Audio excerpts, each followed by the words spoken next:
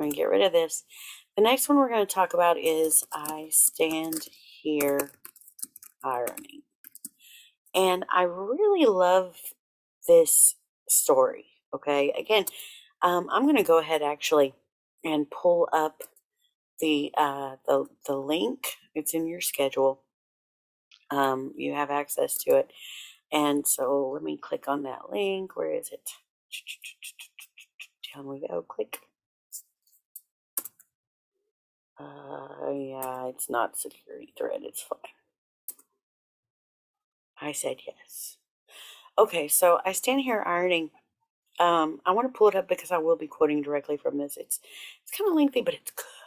Okay, so this is a woman who was left by her husband with a baby during the pre-relief, pre-WPA world of the Depression. Okay, now we've if you're old like me, you've experienced the recession, okay, but we have not in our lifetimes experienced the depression, okay? Now, you guys have experienced COVID, though, and you know what happened when COVID started. We ran out of toilet paper. Don't laugh, it happened. We ran out of milk in the store. We ran out of, we're starting to have meat shortages and things like that, okay? It was, for all of us at some point or another, I'm sure, uncomfortable because you were out of something, okay? For about a week, maybe, all right? Imagine being out of something for years, okay? Imagine that you go to the store and the shelves are empty for years. Imagine that the only way that you can get food for your family is by taking a little book of stamps that they've given you, and you have to trade in, let's say, 3 of those stamps for a single loaf of bread. If you want a gallon of milk, it costs 5. You're only given 20. Okay? You're only given 20 stamps. And imagine that you're spending those stamps on the food that you need, but it's gone before you can finish feeding your family. That's hard. And that's the depression. Okay? And I know I'm maybe even understating it then. People committed suicide during the depression because they couldn't take care of their families. I mean, it was just a hard time. So this woman in this story was left as a single mother during, 19 years old, single mother during the depression. And that's hard. That is hard. Yeah. Um, now, she talks about her daughter Emily, and her daughter, she talks about she was a beautiful baby, but she grew up and she was plain, and her skin yellowed. She was sick, right? She was sick. She got chicken pox. I had to wait longer. She was sick, and she couldn't take care of her. Um, this is such a heartbreaking quote. You should smile at Emily more when you look at her. And how sad is that when someone tells you that you should smile at your daughter when you look at her. So, this is a heartbreaking, a very open, honest, revealing sort of look into the mind of a mother. Okay, and it's called "I Stand Here Ironing" because that's what she's doing for the duration of the story. Okay, that's your title. That's exactly what she's doing.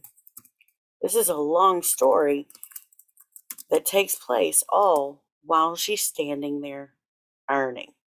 And most of it's told inside of our narrator's head. Okay. And she's thinking about her daughter. And it's one of those moments where she's kind of going back in a conversation. If you've ever done this, you got in a fight or something, and you said, like 20 minutes later, you come up with the perfect comeback. Yeah. It's kind of what's happening here, because what happened, you read the first lines here. I stand here ironing, and what you ask me moves tormented back and forth with the iron. I wish you would manage the time to come in and talk with me about your daughter. I'm sure you can help me understand her.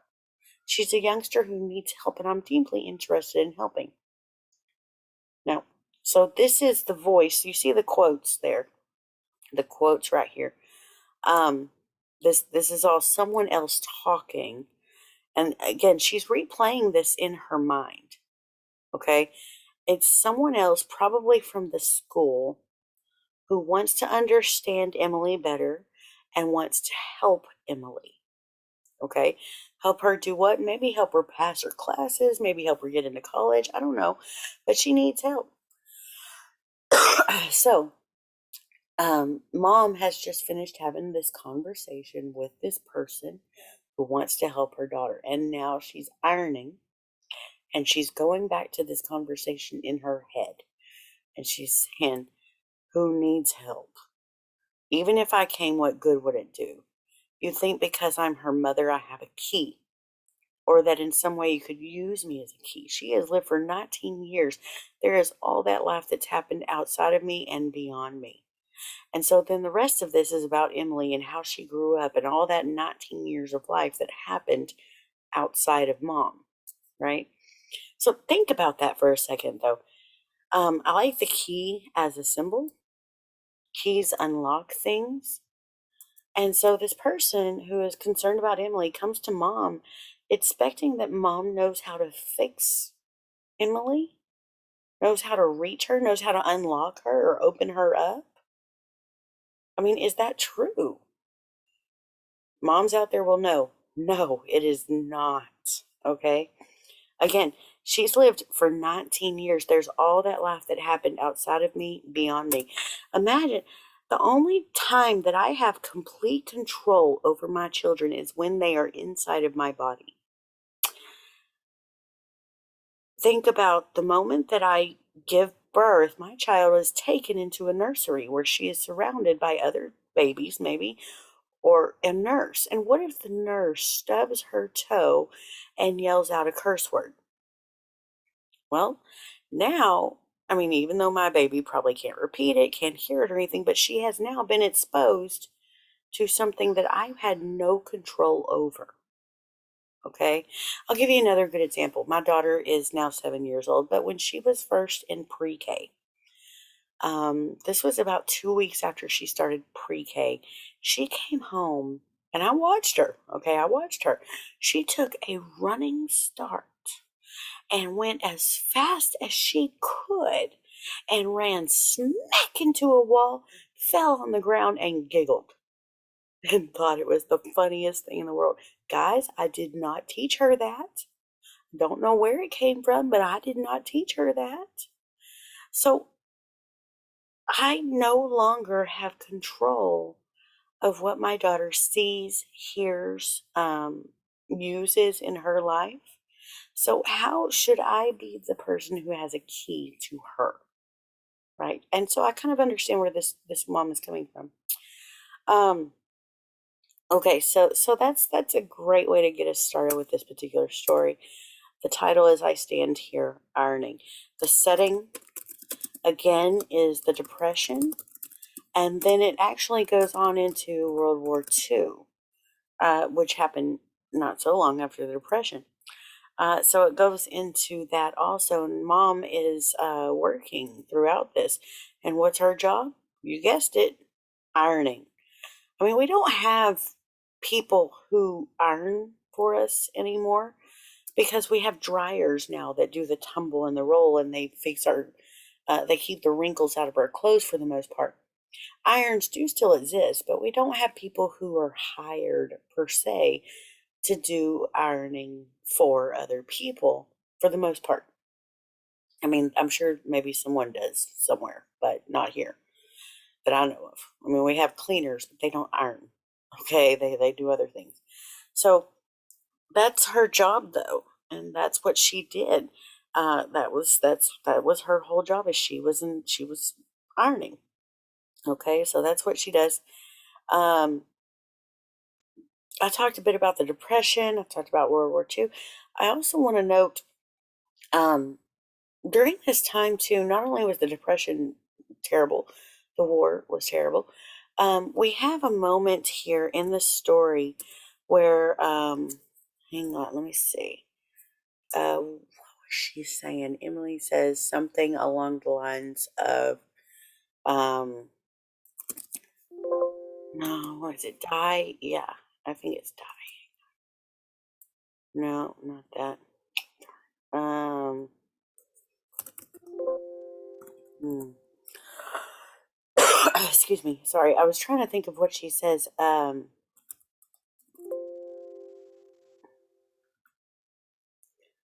Anyhow, maybe is what it was. Let's see. There's a particular word.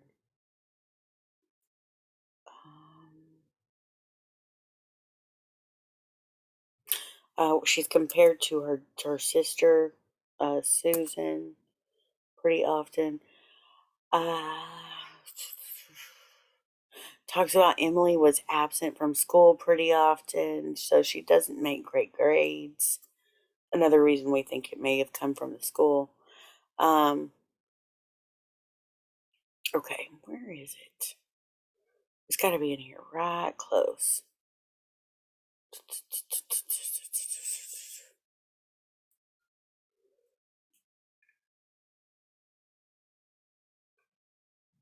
Okay, a little bit more, a little bit more.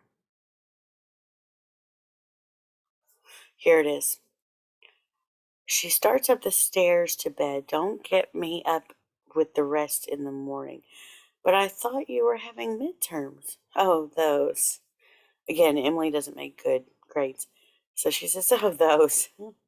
She comes back, kisses me, and says quite lightly, in a couple of years, we'll all be atom dead.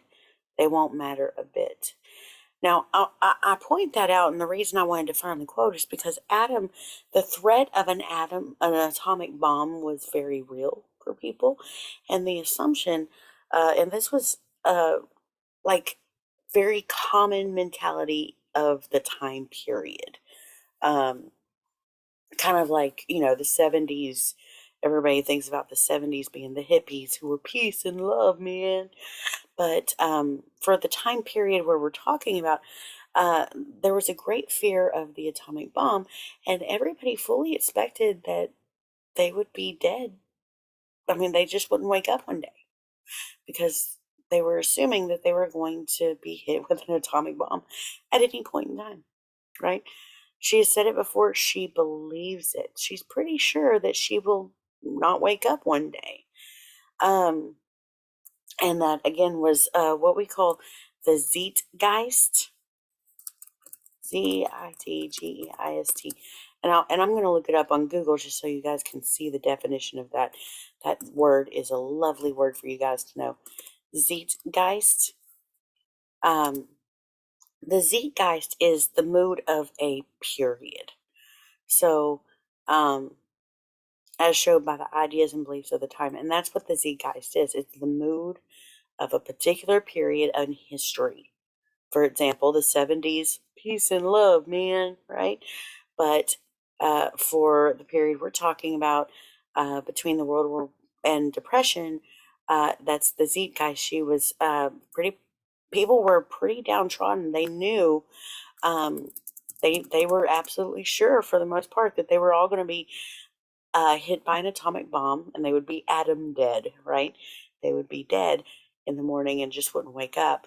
And so they lived for the day in many ways. They use that. That's where we get the phrase "carpe diem." Not the only place we get it, but it's kind of applicable here because carpe diem means seize the day. And seize the day is not just hey, make the most of today. It was taken for a long time as a matter of, well, you better do it now because you won't do it tomorrow, right? Um, many a young lady lost her um maidenhood by that mentality. Well, I can't do it tomorrow. Might as well do it today. Yeah. People got married and had babies because they can't do it tomorrow. That's why we have da da da the baby boom. Because people had this mentality that they won't have a chance tomorrow, so they better do it today. So suddenly they're making babies and they're getting married and they're they're doing things, they're going out and partying and drinking and having a good time because they're not going to be able to do it tomorrow. So that's just something to think about. Okay, we talked about the plot a bit. You can look it into the story. Emily is constantly comparing herself to Susan, who is um, compared to Shirley Temple. That's you could call that a symbol, but it's also an alliteration, not illumination, not okay, alliteration. Well, no, not. Well, no, that's not the word I'm looking for. What is the word I'm looking for?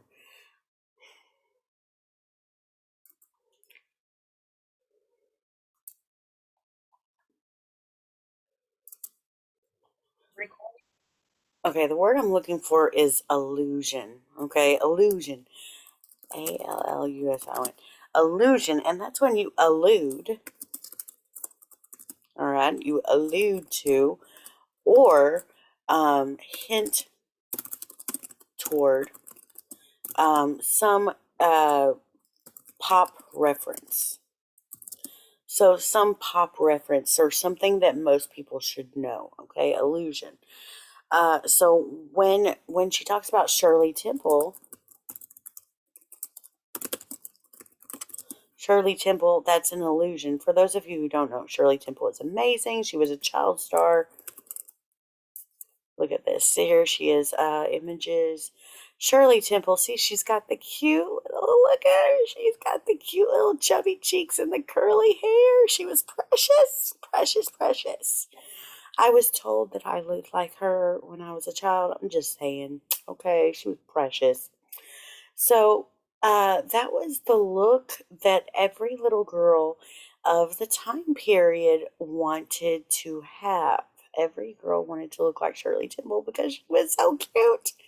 She had the chubby little cheeks and the curly blonde hair. Um, and we're told that Susan, Emily's little sister, looks like that. But Emily herself does not. Emily instead looks something like Jane Eyre. So she's kind of plain. She's got dark hair. She's thin. Um, she's kind of just blends in the crowd. She's kind of sullen. See how her skin's a little bit pasty-ish. Yeah. So that's what I get. The image I get in my head is something along this lines of this young lady here, dark hair, pasty skin, kind of plain looking. That's what Jane Eyre is described as, and that's kind of the same similar description we get of Emily in our story here. I stand here ironing. So there is some competition between Susan and Emily. Also, Susan's father sticks around. Okay, she's the younger sister. Remember, Emily's father left them because he couldn't stand them being so in poverty, right? That's why he left them. And that's why Emily's father is gone. But Susan's father stays. And there are actually several other brothers and sisters that come along too. I think three more, two more. Um, but Susan's the main one we know about. And so there is some definite sibling rivalry between Emily and Susan that we get to hear about. And that's important too for this particular story, that comparison. There's another allusion in this story. I just want to point it out while I'm thinking about it. Is that to Whistler's mother? It says, "Aren't you ever?" This is Emily being snarky. "Aren't you ever going to finish ironing, mother?" Remember, it's her mother's job to iron. Okay. He says Whistler painted his mother in a rocker. I'd have to paint mine standing over an ironing board. So that's kind of funny and comical. But Whistler's mother is a famous painting. Whistler's mother is a famous painting. Um, this is actually the painting. I think it's actually in your book somewhere. I'm pretty sure. But this is the painting called Whistler's Mother, and so this is what she's referring to. She's saying Whistler painted his mother in a rocking chair. I'd have to paint mine at an ironing board. So she's just making fun of her mom there. It's kind of funny. Um, and so what we know about Emily, well, we'll talk about Emily for a minute. Characters, primarily we have Mother, who is our narrator. I don't believe we're ever told her name. We have Emily, who is arguably protagonist. You could call the narrator the protagonist or Emily the protagonist. I think that's very much up to you. Whose story is this? Right? Is this Mom's story or is this Emily's story? Um, I mean, I would argue we're being told from Mom's point of view, from Mom's head, but you could also convince me that Emily is the protagonist of this story because it's all about her. And then Susan, and then we get into other brothers, sisters, stepdad, real dad, all the characters, other characters in this story that help fill the gaps. And they are important. I don't want to dismiss them. They're there for a reason. But the ones I'm going to focus on for now is Mom, Emily, and Susan. Okay, so those are our characters. We have a really tragic plot yet again. I'm not going to go through the entire plot, but I do want to note a couple of key points. When Mom, again, had Emily, this is what we call a frame narrative, because we have this part where we have Mom's in her head telling us, here's what happened, and then she's going into the backstory, and then at the end she comes back out of the backstory and back out of her head. So it's a very much frame narrative. It's a story within a story in a way. So that's interesting. Now, the plot of this story starts off, it's kind of not necessarily in order, but it's not totally out of order either. It talks about Emily as a baby. It talks about her as a child. At one point, it talks about Emily was sick, very sick. She had to go live with Emily's father's parents. Can you imagine the man who left her? Uh, Emily has to go live with his parents, so that's interesting. Had to bring her to his family and leave her. So that's interesting. Took a long time to get the money to get her back. She was sickly. And then at one point she gets, I believe it's scarlet fever. But we have Emily doing things like begging her mother not to leave, begging not to go to school, all of those things. And so there's that. And then here we have Mom kind of coming out of her head for a moment. Where does it come from, that comedy? And so what we're told is that, excuse me, Emily is now a comedian. She's good at comedy. That's her talent.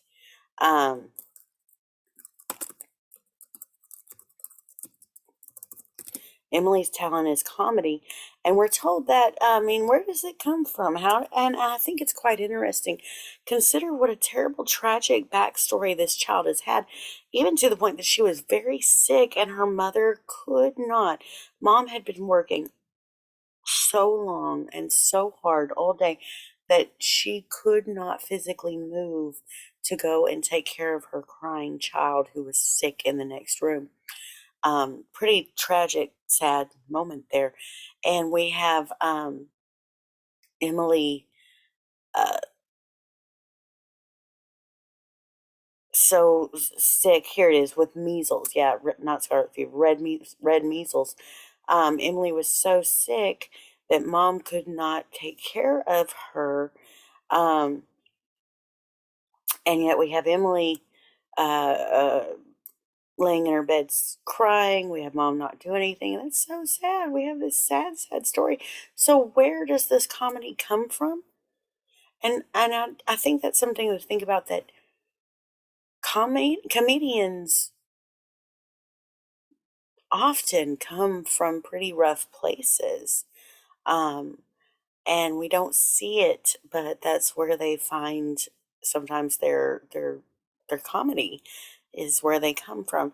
You think about it, comedians have the highest, I believe it's the highest suicide rates amongst jobs in the U.S. You can look that up, verify on your own. I'm not sure, but it doesn't surprise me because many comedians come from sad places, and that's kind of where Emily's coming from, right? So it doesn't necessarily surprise me that Emily is good at comedy. Okay, we have all the way Susan Grew. If I had that skin, um, yeah, it's all about Emily. It really is. It's all about Emily. Um, so that's kind of where the plot is. It just goes through kind of Emily's life and how Emily grew to enjoy comedy and her grades. She's not good in school. Okay, so those are the two things we know for sure. Emily's good at comedy and she's not good in school. All right. So I want to point out for a moment before we get back to anything else, the last line here, or the last paragraph, it says, let her be. This is mom talking back to that person who's no longer there from the school. Let her be. So all that is in her will not bloom, but in how many does it? There is still enough left to live by. Only help her to know, help make it so there is cause for her to know that she is more than this dress on the ironing board, helpless before the iron. Now, obviously, the iron becomes a big symbol there. Yeah, I think we can figure that out pretty easily. Also, note Emily's dress is red. Pretty important. Okay, pay attention to that. But I think it's so interesting. Imagine someone tells you your child is suffering. I want to help her. Help me help her. And imagine mom coming back and saying, leave her alone. Right? Let her alone. She's fine. She's gonna fail in English. Oh well, let her alone. Would your mother? Oh, think about it this way: if I'm failing you in English and I go to your mother and I tell your mom you're failing in English, do you imagine that she will say leave her alone? Well, she's fine. Leave her alone. Probably not. Okay, so that's pretty amazing there. Leave her alone. Let her be. And so let's look at the next sentence. So all that is in her will not bloom, but in how many does it? That's a pretty true statement. Um, I'll tell you guys, I'm really good at crafts. I really love crafts. I like to make wreaths, and I draw sometimes, not always. I'm not, my artistic skills are hit or miss, but I can draw cartoon characters pretty good. Um, I I love to create things, and things like that. But guess what? I'm really good in English. So I have these other talents that I am not going to make a living off of, that I'm probably never going to um, put a whole lot of effort into, just because that takes time and practice, right? So all that is in me will not bloom. You probably have a few talents that maybe that's not going to be your focus in college, your major. So all that is in you may not bloom. Right? It's a very true statement. But here she says there is still enough to live by. All right. There is still enough. Remember, she's telling the counselor or teacher or whatever to leave her daughter alone. There's still enough to live by. She has enough skills to make a living as a comedian, right? Um, Emily's going to be fine even if she fails all of her classes in high school. She's got enough to live. And I think that's also an interesting statement, also indicative probably of the time.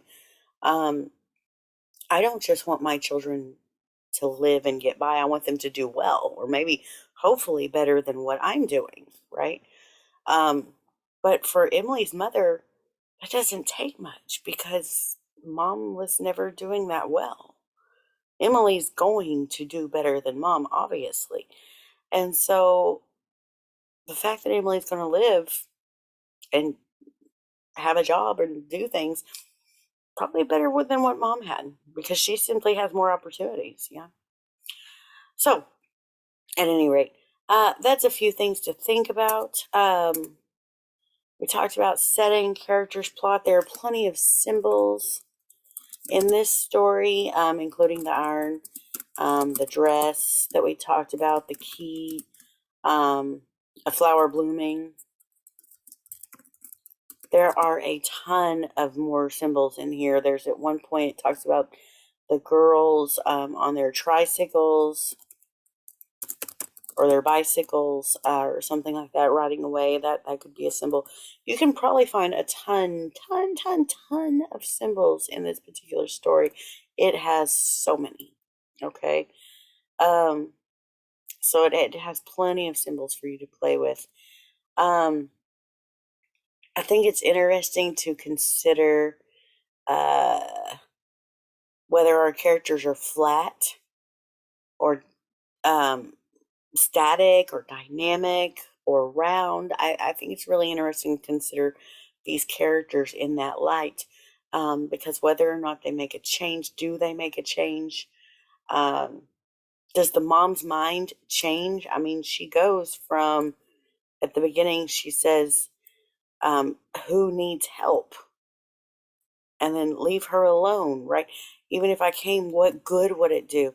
And then she goes all the way down and she still seems to be saying the same thing, right? Let her alone. She's fine. It's okay. Um, that kind of mentality. So does mom make a change? I don't think so. Does Emily make a change? Well, she grows up, definitely. And I think there is room for Emily to have made a change somewhere in here. But I think that's up to you guys. Okay? So I think it's really interesting to consider these particular characters in that way. And even though Mother doesn't change, remember characters can be flat or round and static or dynamic. Now since I missed a typo there. There we go. Um Now, since Emily's mother, we said she's probably static, or at least I'm going to argue so, she's static, I am going to call her round because we know a lot about her. She's round and static. We know a lot about her, but she doesn't change, and that's a rare combination. I kind of like it. Okay, excuse me. Finally, we need to talk about theme. And I think there's tons of possible themes for this particular story. Um, And many of them will focus on whether or not you believe mom. Okay. So the question I ask for you guys is mom, or let's see, is she a good mother? Right? Is she a good mother? Is she trying it? Did she do everything she could do for Emily that she could possibly do? Um, and maybe it just didn't work for her. Was she what you would call a good mom? Did she try her best? And this is something you'll have to read the story and decide for yourself. Um, is she making excuses?